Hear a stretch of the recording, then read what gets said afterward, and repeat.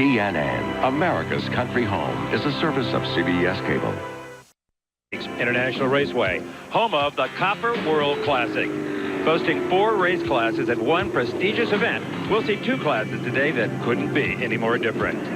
A Copper World Classic win can be a springboard to a ride at the Indy 500 or a Winston Cup car. It's precious metal on any racing resume. And for that reason alone, some will drive through hell to qualify here.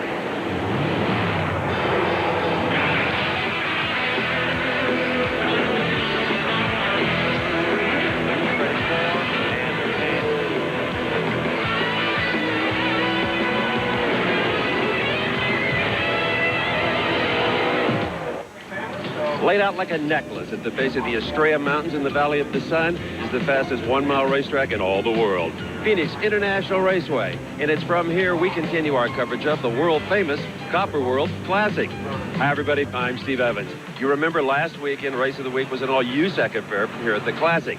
Well, today, a bit different. In fact, 2 classes that are so different, the only thing they share in common is 4 wheels and a motor. First, you will see the fastest short track cars in all the world. The Supermodifieds, or just supers as the fans call them. They'll hit speeds here of 190 miles an hour and boast the thinnest rule book in all of motorsports. And then there's the slam-bang action of the Featherlight NASCAR Southwest Tour. These drivers are famous for very aggressive driving, a lot of action, and this being winter in most of the country, a lot of visiting teams from other NASCAR series for a little spice. In fact, up the stock car garage area is my friend Dave Reed. Steve, over the past 3 years, the 2 biggest names to come out of the Southwest Tour garage area here at the Copper World Classics, Ken Schrader and Rick Corelli. This year, Ken Schrader's got Daytona duty calling him, so he is not here, but that doesn't leave a shortage of names. Check these out. How about Allison, Elliott, Baker, Petty? Now, granted, these guys aren't related to their Winston Cup counterparts, but if name clout should mean anything here today, they most certainly could be contenders. Supermodifieds are on the grid, and for that, let's meet the 3rd member of our broadcast team, Bobby Gerald. And Dave, they almost had to go to a coin flip to decide who would be on the pole for the Supermodified 25-lapper, and that's because Troy Regier, last year's winner, was edged out this year for the pole by 1/1000th of a second by Rebel Jackson Jr. Rebel will start on the pole, and 1/1000th of a second is not a lot of time. Is the race going to be that close? I think it is. It's going to be a great race. Troy's running real fast down here. He's got the tires living on that car. I got Indy driver Davey Hamilton right behind me. It's going to be a good tight race today, I believe. A big difference in speed between the front of the field and the rear of the field. How much of a concern is that for you guys? It's a big concern, but we've had extensive meetings with some of the people in the back of the pack, staying low and leaving us a groove on the outside down the straightaways to get by them, so it should be okay. Lots of talent up front and lots of talent further in the field, Dave Reef. Bobby, when you move back to the 2nd and 3rd rows, that's when you got to start talking things like IRL, Indianapolis 500. That's just where 3 of these next 4 drivers have been, including Davey Hamilton out of Boise, Idaho. He is a 4-time Classic champion and only one of 2 drivers to win back-to-back races here in Phoenix. Next to him out of Reedley, California, is the 12X machine of Mark Eckberg. He looks to better his WSMRA 7th place points finish from 1998. It's looking good now. He's starting outside the 2nd row. Moving back to inside of row 3, that's where we find Double O, Joe Gosek out of Oswego, New York. This East Coast Supermodified runner has always called Phoenix home in the spring. This year, he's doing it in the luxury of his own automobile. And to the outside of the 3rd row, that's where you find Paul Durant out of Manteca, California. It's been 13 years since this man has found the Copper Classic winner's circle. They feel they're close this year. Just how close? We will find out in 25 laps. And those will be 25 hold-your-breath laps if history in the Copper World Classic means anything for these Supermods. As they bump start the cars for the race, let's remember that front 2 rows have dominated the Coppers in the last 5 years. Troy Regier won last year from the pole, had the pole in 96, was beaten by Randy Bauer. And Davey Hamilton won from the pole in 94 and 95. And Rebel Jackson has won here 3 times, the most recent in 97. Let's take a closer look at these cars. The biggest thing you'll probably notice, top wing. That combined with the front wing will provide you 3,400 square inches of downforce. 4 coilover shocks go along with 4 spec Hoosier tires, and you're ready to go racing. If you look at the car from the front, though, you'll notice another obvious change. The chassis is offset 24 inches to the left side of this race car, and it's not the only thing that is featured on the left side. So, too, is the big 455 cubic inch motor that'll generate between 800 and 850 horsepower. It drinks a lot of gas, a gallon a lap here at PIR. That means you got to have a lot of gas as well. This 42-gallon one sits on the inside of the car as well. You total up all of these irregularities, and you've got a 2,000-pound race car, which features more than 70% of the weight on the left side. What's the logic? Well, when you're going left, you want this car to stay planted. I'd pay big money to see a race where the super modified cars have to turn right. Or a road course, that would be equally as challenging. Another interesting rule, front engine super modified cars. They do run them in the rears at other places. Yeah, these cars feature just about 1,000 horsepower from these. Oh, and look at this. Davey Hamilton starting inside the second row. Well, he was going to until he had to bring it down on pit road and change a tire. And word is they think that the relief valve of the valve stem apparently stuck. It got so much heat that the tire just blew. He's got to go to the back. Let's talk about a great story back in row number 3. Joe Gosek, the pride of Oswego, New York. He usually comes out here and drives a Western car. This year, thanks to a produce company in Scottsdale, Arizona, Commander Produce, they brought their own car. A little bit of a disadvantage, about 250 pounds of weight. The rig broke down 3 times. It's a miracle they're even here and then come out and qualified in the 3rd row. Joe Gosek is good. Further back in the pack, you see the 90 car Richie Castor. He finished 10th here last year. Back through rows 11 and 12, Wally Pancratz. He will definitely come to the front as the green flag comes out. We are underway. 25 laps. Super modified cars. Troy Regier jumps right out in front. He only lost the pole position by 1/1000 of a second. You heard Bobby Gerald say that, but this has been the class car all weekend long. I'll tell you who's had the worst luck all weekend long, and that is Davey Hamilton, who is now, because of that tire problem, going to the back and trying to thread his way through this field and doing it very quickly. Let's remember the cars he's passing are 4 or 5 seconds a lap slower than his machine, that 1T car. In between 40 and 50 miles per hour slower, too, so you always got to be thinking ahead if you're coming from the back of the pack, because those cars will come on you real quick. And this was a car that Davey Hamilton really thought he could win with today. I know he certainly was feeling very confident about his chances, but winning that 5th time, well, it's probably not going to come in 1999. You know, it's not impossible to win from the back, but when you got a guy like Rebel Jackson up front and that kind of speed and talent, it's pretty darn difficult. Maybe, you know, get yourself in the top 5. And I think Rebel may be spending most of his day chasing that Troy Regier machine, too. Rebel Jackson and Mark Ekberg actually fighting for that 2nd place. That is Ekberg in the pink 12X machine, you see. Steve, these guys like World of Outlaw cars with those big wings on top, they're not defined to just one line. They can move around the racetrack a little bit and find the preferred line. Oh, yeah, infinitely adjustable. Number 10, Troy Regier, has really taken quite a lead already, lapping cars in only, what, the 3rd lap? When they came out to practice, Steve, he had almost 0.2 of a second on the next quickest car, and that equals out to about 5 or 6 miles per hour here. How about Davey Hamilton, huh? I may have to rethink that top 5. He's already up to 7th. Hamilton is definitely on the charge, and I'll tell you, though, when you go to the back, you've got probably an upset. Oh, we've got, speaking of upsets, Mark Ekberg was running in 3rd.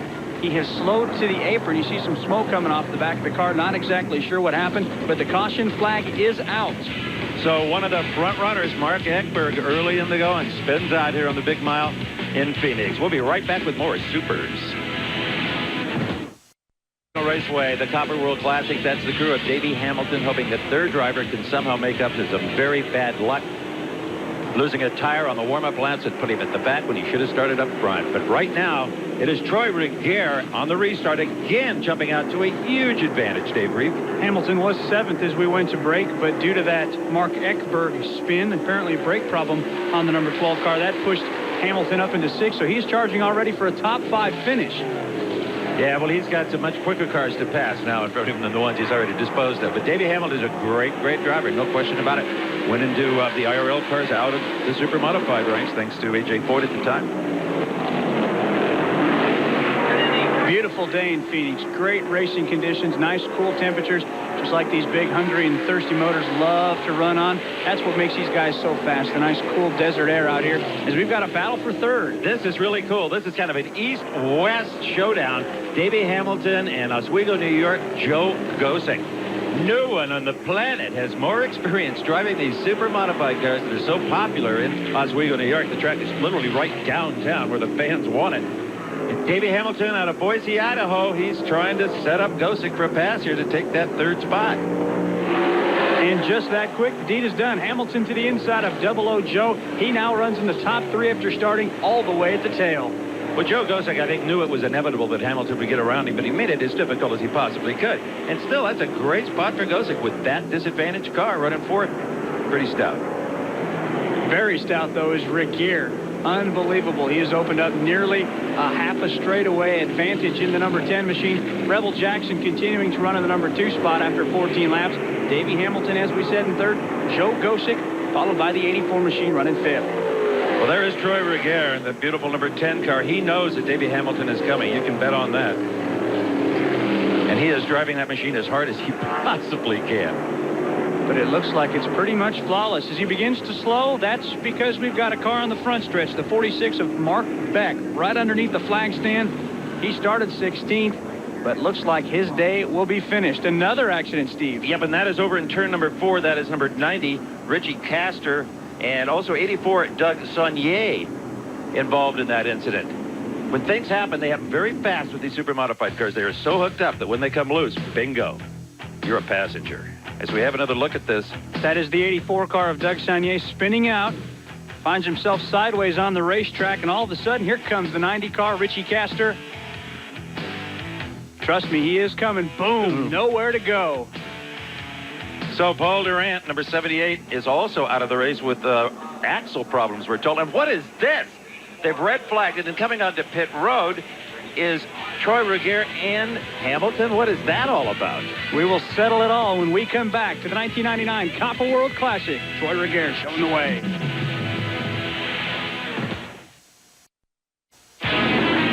Something strange always seems to happen when the super modifieds take to the track at the Copper World Classic. And this time, it was Troy Regier, the leader, and Davey Hamilton running third, who instead of coming onto the racetrack to stop under red, went into the pits. Well, here's Larry Triguero, crew chief for Davey Hamilton, and try to sort all this out for us. And what's your contention? Well, the corner workers had pointed the cars down on the racetrack, and the pace truck went up and the leader went up. They stopped. Our car and the 10 car came down, and they've motioned us down pit road, which is the hot pit lane where we're instructed to be on a red flag. We didn't make any adjustments until they told us we could work on the car, and they're setting us both to the back. It's a shame. And we had a flat tire. We started 25th, come all the way through, and us and the 10 and the 11 we're going to have a good race. And basically the officials just took it away from us and handed it to the 11 car. There ain't much more you can say about it. It's just a horrible call. Well, let's see. They're putting him at the back, all right, at the back of the cars on the lead lap. Exactly. So that means he's going to be back there about 9th or 10th, along with Troy Regier, who already looks like he's making up some ground as the restart comes out for Rebel Jackson, your new leader. And Troy Regier has 9 laps to try to salvage this disaster. Same story for Hamilton. He's got 9 laps to try to pull it up one more time from the back of the pack. Unbelievable that he's had to go back there twice, Steve. Oh, he should have stayed home in bed for this particular Copper World Classic. Look at this, though. There comes that 10 car. There's going to be a heck of an interesting 9 laps. 8 now. There is plenty of time for him to get back up and say maybe a top 5 or a top 3, running all the way to the front. Rebel Jackson, he's out all by himself now, virtually unscathed, so that's a tall order. Well, Troy Regier crawled back in that car after the red flag and muttered to himself, "Watch this." And indeed we are, with every camera we brought to PIR. Giving him a driving lesson right now is that 10 car. Looking to make it 2 in a row. Well, throughout all of the practices, Steve, this was the quickest car. He missed the pole, as we said, by 1/1000th of a second, but by far he has been the fastest and quickest car here all weekend long. And as the laps continue to tick off, Troy Regier cannot take anything lightly here. He's got to make every maneuver possible if he's to regain the lead that he had for some 16 laps. And he was a victim of circumstances. According to Troy, he just followed Davey Hamilton into the pits because he thought that's where he was supposed to go. But when the pins weren't open, rules are rules. Both those cars had to go to the back of the pack. Rebel Jackson still out in front, looking to pick up his 4th Copper World Classic win. It's been since 1997, so it hasn't been that long. And look at this. Troy Regier is already into 2nd. Pretty big interval, but not too big, I don't think, Steve. Maybe not. They did actually make some changes once they were penalized. Anyway, Davey Hamilton and the Regier crew were able to make some wing adjustments and maybe put a little more bite into these cars. There he comes. There he comes. Hamilton not quite with the aggressiveness as Troy Regier has. Look at that. Rebel Jackson is the leader, but he ain't going to be the leader for long based on the torrid pace that Troy Regier has set in the 10 car. Rebel Jackson keeping his line, not necessarily blocking the racetrack. Lap traffic may take care of that. Davey Hamilton has come back to 5th, but the battle is up front. Rebel Jackson probably has no idea he's even there, but pretty soon he's going to know. The final lap. Can Troy Regier do the seemingly impossible? He's alongside him. They touch, they kiss. The 10 car loose, but Troy Regier takes the lead from Rebel Jackson. Unbelievable. This is the final lap of the race. Always a bizarre affair at the Copper World Classic. Hand raised out the car. Troy Regier has done it from the back of the pack to the front. Steve, I would not have bet all the money in the world that he would have been able to do that. I think that crew had a lot of confidence that possibly he could. That was really some good stuff. Well, kudos, though, to Davey Hamilton, who also came home 5th. But for Troy Regier, it's his 2nd consecutive Copper World Classic. As we say, Hamilton came back 5th. He went to the tail twice, though. Yep. There he is, the man of the hour. Hey, little dirt track slide. Gosh, what a... Oh, the crowd just absolutely adoring this. Troy Regier wins it. Rebel Jackson. Joe Gosek, how about that for 3rd? And Bobby Gerald has our winner. How satisfying is it, Troy? This is what racing's all about right here. It don't get no better. And I got to thank my car owners, Dave and Sharon Biswell, they're the best. My crew, great bunch of guys. They just give me everything I could ever ask for. And I want to dedicate this one to Fred Gerhardt, who's at home, Fresno right now, not feeling too good. So this one's for you, Fred, and my team, everybody, and my fans. All right. Yeah. Troy, what were you thinking on the restart? Did you really think you still had a chance to get up there and catch Rebel? Well, I knew I had a chance if I can get through the traffic cleanly and maybe run them down there at the end, but I kept leaving a gap. I knew I was supposed to go to the back, but those guys weren't getting in front of me, so finally they got in front of me, and I just went for it. The crowd loved it. Congratulations. Yeah. Hey, we loved it. How about Joe Gallegos, his 77D car? He came from 22nd to finish 9th. Wally Pankratz, the veteran from Orange, California, the 21C machine, had a nice ride. 21st was his starting position. He finished 11th. A tip of the hat to all the Supermodified teams. They come from different parts of the country, different associations, and put on a great show here today. Dave Reef? Are you disappointed? Oh, yeah, always disappointed. You know, you see that white flag come out, you expect to see the checker, too, and he just came down, put it on the inside of me. It wasn't nothing I could do.